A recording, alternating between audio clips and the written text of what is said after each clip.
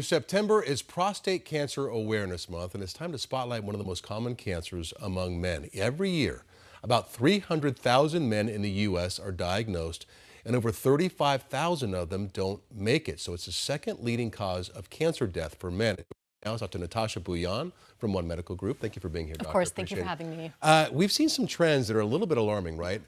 Younger men getting this and more men in general. So what's going on there? Yeah, that trend is really concerning. We're seeing people who are younger being diagnosed. We're also seeing people with late-stage diagnoses, and there's likely a couple of reasons for these trends. One is there continues to be misconceptions about prostate cancer screening. So a lot of people think that to get screened, they need to go do the finger digital rectal exam, which so many men find uncomfortable, and so people avoid it. But the reality is, these days, we can actually screen for prostate cancer with a simple blood test.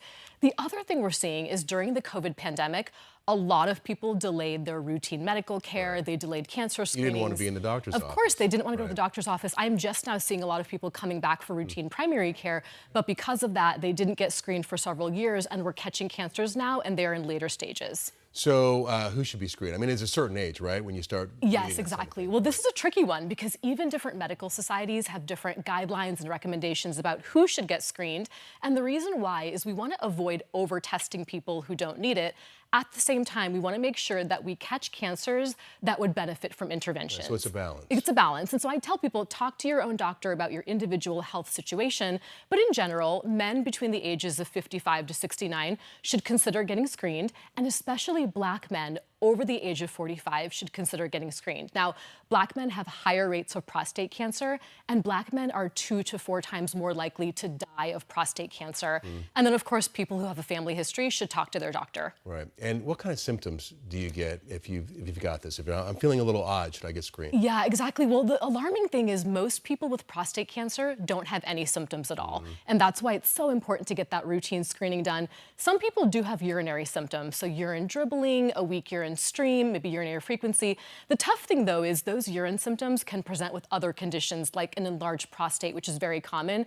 So I tell people, don't ignore any urinary symptoms. Talk to your doctor, even if you think it's something that's mild. And is that normal with aging, too, Exactly, yeah. So a lot of people with aging, I feel like virtually most men with aging, they will get an enlarged prostate to some degree, and some men have symptoms. And so again, we don't want to ignore it because we want to diagnose if it is an enlarged prostate versus prostate cancer or other conditions. So I think with everything, they say, what, an ounce of prevention is worth a pound of cure. So what's the best way to, I guess, you can't completely avoid it, but to make yourself less vulnerable? Yeah, such a good point, because you can't change your age or your race or your genetics, but there are things you can do to live a healthy lifestyle and reduce your risk. One of those things I tell people is just eating healthy. So if we eat more healthy fats like fish or nuts, that helps reduce our inflammation. The other big one is eating fruits and vegetables. We don't get enough of it, but fruits and vegetables, they have antioxidants that can actually slow the rate of the growth of cancer cells.